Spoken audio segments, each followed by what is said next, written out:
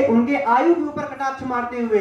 तो सुनिएगा क्या कटाक्ष मारता है कि यह युद्ध स्थल है, वीरों का है, बच्चों का खिलवाड़ नहीं, धारे है यहाँ कृपाणों की, मिष्ठानों का भंडार नहीं।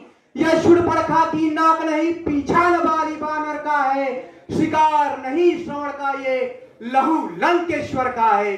जिन दांतों का सूखा न दूध, दुख होता उन्हें तोड़ने में, इसलिए लौट जाओ घर को, खुश है घननाद छोड़ने में। अन्यथा ताड़ का वध वाला अभिमान चूर्ण हो जाएगा, घर दूषण तिसड़ा के वध का प्रतिघात पूर्ण हो जाएगा।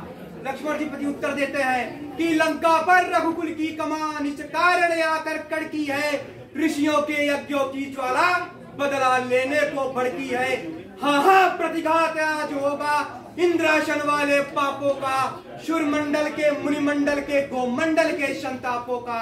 अपनी प्रतिहिंसा की पीड़ा आज शीघ्र मिटाएगी पृथ्वी, असुरों के ताजे लहू से जी भर लगाएगी पृथ्वी। इसलिए समझ जाओ इंद्रजीत, यह इंद्रिय जीत बढ़ रहा है, क्षत्रिय के काल जीत धनु पे शायद जगजीत चढ़ रहा है। लक्ष्मण लाल के बैन सुन हुआ इंद्रजीत लाल, आपस में भिड़ गए दोनों वीर विशाल।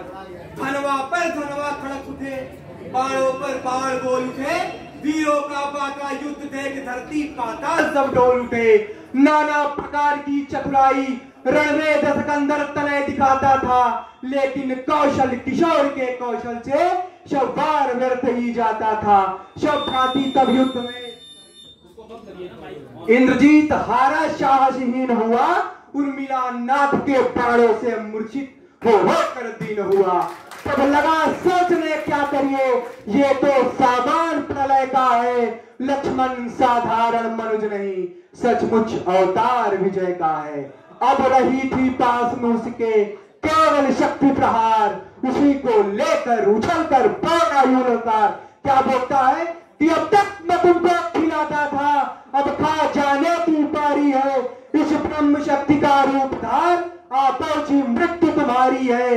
इसका मारा बेशुद्ध होता, दिन उगते प्राण गवाता है, या जो ही तन पर पड़ती तन मृतक तुल्य हो जाता है।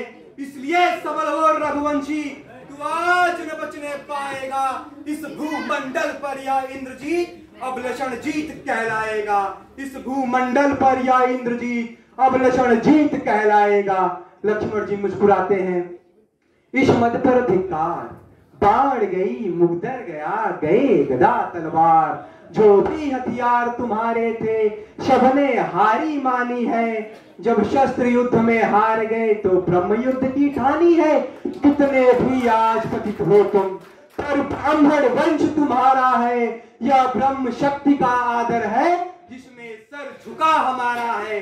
अन्यथा तुम्हारी शक्तियों को मट्टी धूल और करते, होता न प्रश्न ब्राह्मण बनता तो चकना चूर और करते। क्या चिंता ब्रह्मभास से यह क्षत्रिय हारा जाता है, फिर चमकेगा कुछ घड़ियों में, अब चंद्र ग्रहण में आता है। फिर चमकेगा कुछ घड़ियों में, अब चंद्र ग्रहण में आता है। यह कह सीने को आगे कर, सुख से वो महाप्रहार शाह, अपने संकट पर ध्यान न दे, उस ब्रह्म शक्ति का वारसा, उस ब्रह्म शक्ति का वारसा। अब देखिए ब्रह्म शक्ति लगने के बाद समस्त ब्रह्मांड में कैसा दृश्य होता है कि रण में ये सब देख, रण में ये सब देख, बोल उठी संसार की गुप्त शक्तियां धन्य, रण में भी यह ब्रह्मणता, नमो देव ब्रह्मण्य।